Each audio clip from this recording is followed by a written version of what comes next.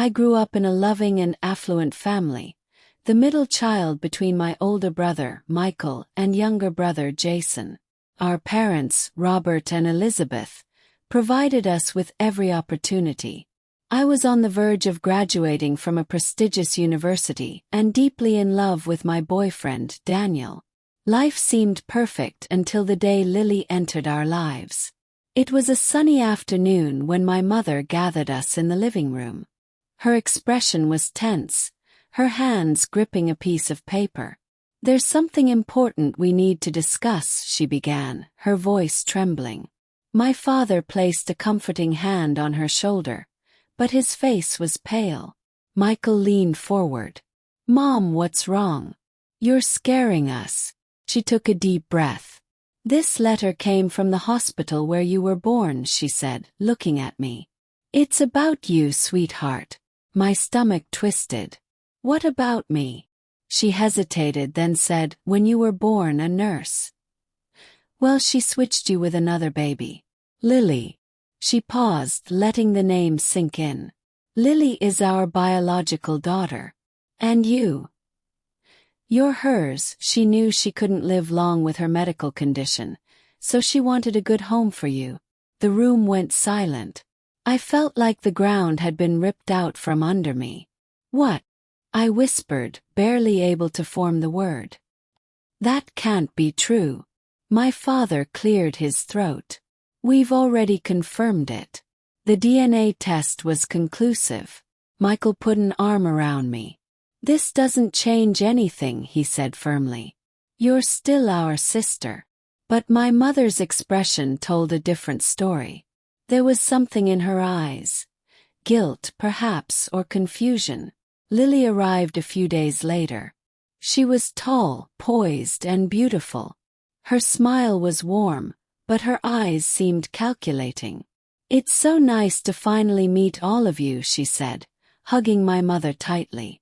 "I've always felt like something was missing in my life, and now I know why." Her words, though polite, cut through me like a blade. Was I this something that didn't belong? At first, everyone tried to make the transition smooth.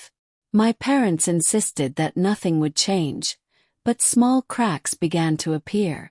One evening at dinner, Lily accidentally knocked over her glass of wine, splashing her dress.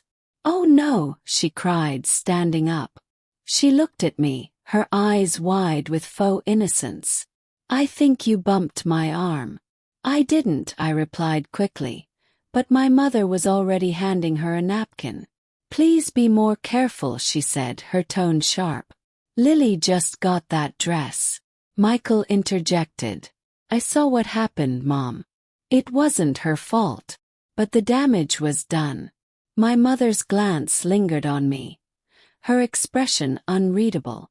Over the next few months, things worsened.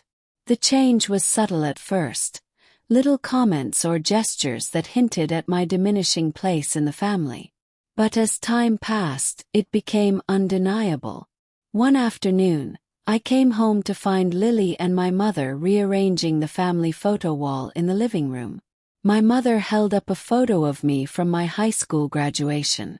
"Do we really need this one here?" "It's so old," she said, placing it aside.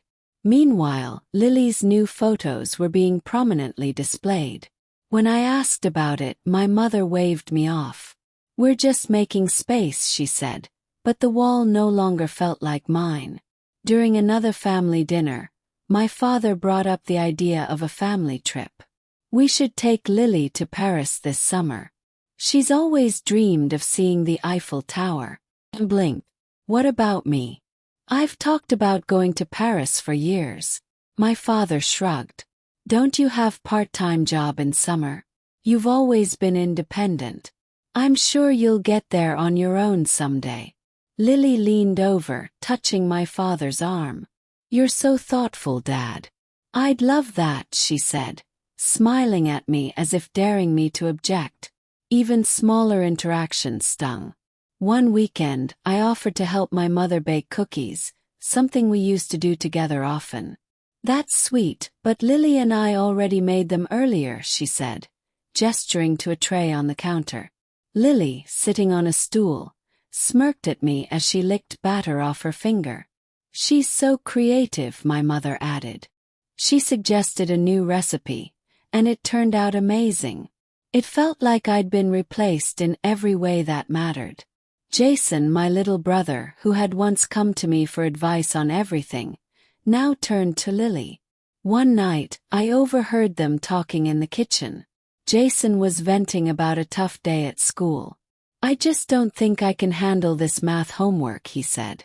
"It's too hard." "Don't worry, I'll help you," Lily said sweetly.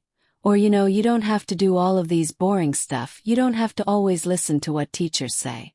We can do some other fun stuff together." Jason smiled, his shoulders relaxing. "That sounds great. When she tutored me, she is always strict and asked me to complete everything on time. She is never this sweet. She is like an old witch kids hate in the movie." Then there was laughing across the kitchen. And I know that was me who Jason was referring to and who they were laughing at.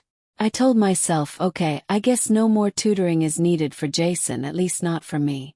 Another time, I overheard my parents talking late at night. "Do you think she resents Lily?" my mother asked, her voice heavy with concern. "She's been so distant. She needs to grow up," my father replied. "We're doing our best to include her, but she's always sulking." Their words were like knives, and it was clear they thought I was the problem. No one seemed to notice how hard I was trying to keep the peace, or how much it hurt to see my place in the family slipping away. By the time I moved out, it felt like a relief. I completely emptied my room, cleaned up my stuff in the basement, and left nothing belonged to me in the house that I lived for decades. Yes, I no longer belong here. My parents barely protested, though my mother muttered, "I hope this isn't because of Lily. She's done nothing wrong." My big brother, Michael, helped me pack my things, his jaw tight with anger. "They're blind," he said, stuffing clothes into a box. "Lily's playing them like a fiddle." My boyfriend, Daniel, was equally supportive. "You deserve better," he said, kissing my forehead. "Let's focus on building our future together." Lily's desire to insert herself into every corner of my life didn't stop at my family. It extended to Daniel. First, it was subtle, almost easy to dismiss. But as time went on, her actions grew bolder, leaving no doubt that she wanted to take him from me. One evening before I moved out, Daniel joined us for dinner at my parents' house. It had been a rough week, and I was looking forward to unwinding with him. Lily, however, seemed to have other plans. As we sat at the table, she leaned toward Daniel, flashing him a bright smile. Daniel," she began, "you're so lucky to have her. She's always been so independent. I don't know how she does it all without needing much support." Her tone was sweet, but the implication stung, as if I didn't appreciate him enough. Daniel, unfazed, took my hand under the table. "We're lucky to have each other," he said firmly. But Lily didn't back down. "Still," she said, brushing a strand of hair behind her ear, "if you ever need advice or just someone to talk to, I'm a great listener. I mean, we're practically family now." After she had my family, her attempts on Daniel grew more calculated. One evening, Daniel showed me a text message from Lily. It read, "Hey, just checking in to see how you're doing. I know things have been tough for her lately, and I wanted to make sure you're okay. She's worried about me now," Daniel said, raising an eyebrow. "Let me guess," I said, rolling my eyes. "She thinks you need someone to confide in. Someone like her." Daniel didn't respond immediately, but I could see the gears turning in his head. "She's crossing a line," he said finally. "I'll handle it." He replied to her message. "Thanks for your concern, but I'm fine.